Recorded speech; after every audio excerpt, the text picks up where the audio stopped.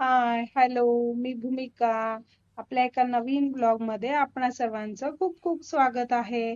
आज आपण बनवणार आहोत तुरीच्या दाण्यांची तिखट अशी झणझणीत हिरवी चटणी. चला तर मग साहित्य आपण बघूया. साहित्य आहे तुरीचे दाणे घेतले 1 वाटी, लसूण घेतला आहे 5 ते 6 पाकळ्या, जिरं घेतलं आहे 1 चमचा, तीळ घेतली आहे 2 चमचे आणि शेंगदाणे घेतले 2 चमचे. आता तुम्ही म्हणाल हे शेंगदाणे भाजलेले दिसत आहेत, पण मी शेंगदाणे भाजूनच वरणीत भरते जेणेकरून त्यात कीड आळी वगैरे काही होत नाही, म्हणून मी 2 चमचे शेंगदाणे घेतले.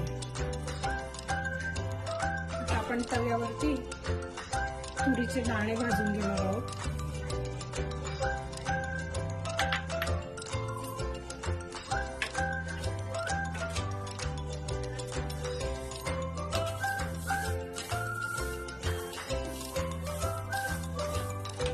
छान असे तेल घालून भाजून घ्यायचे. सर्व दाण्यांना चटके बसले पाहिजे, म्हणजे थोडे भाजल्यासारखे झाले पाहिजे छानपैकी.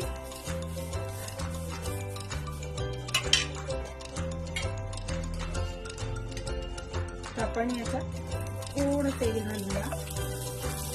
साधारण पोह्याचा 1 चमचा तेल घातला आहे किंवा अर्धा चमचा.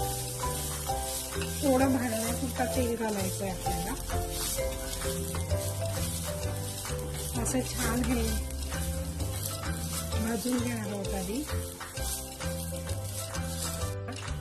असे छान भाजलेले आहेत. आता आपण एक ताटलीत काढून घेणार आहोत.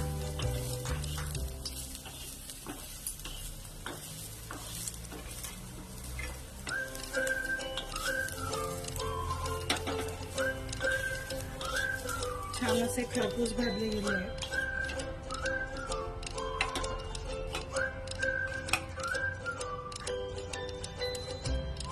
आपण तीळ घेऊया भाजायला. तीळ आणि जिरं एकत्र भाजायचं.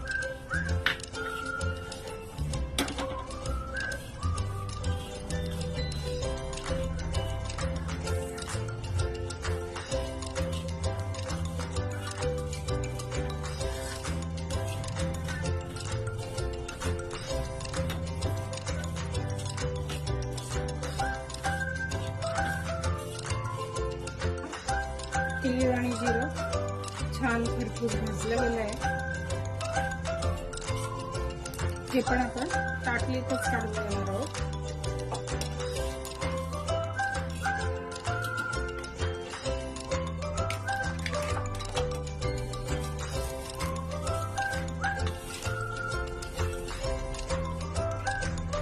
मी शेंगदाणे माझे भाजलेले आहे, तरी पण मी थोडे गरम करून घेणार आहे.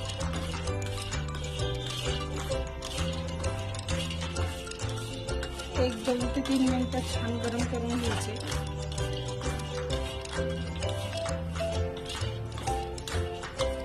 बघा, आपण सर्व भाजून घेतलंय. तुरीचे दाणे, तेल, शेंगदाणे आणि लसूण. आता हे आपण मिक्सर मध्ये बारीक करून घेणार आहोत. आपण सर्व मिक्सरच्या भांड्यात काढून घेतलंय. आता त्यातच आपण चवीनुसार मीठ घालणार आहोत.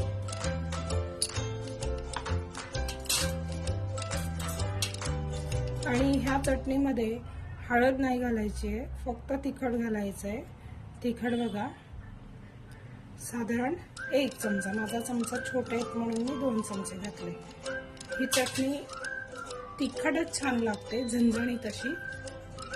चला तर आता हे मिक्सरला आपण बारीक करून घेऊ. छान अशी झणझणीत चटणी झाली आहे. भाकरीचा तुकडा तोडायचा, सोबत कांद्याची फोड, मस्त तिखट चमचमीत खायची. तुम्ही पण करून बघा. चॅनलला सबस्क्राईब करायला विसरू नका.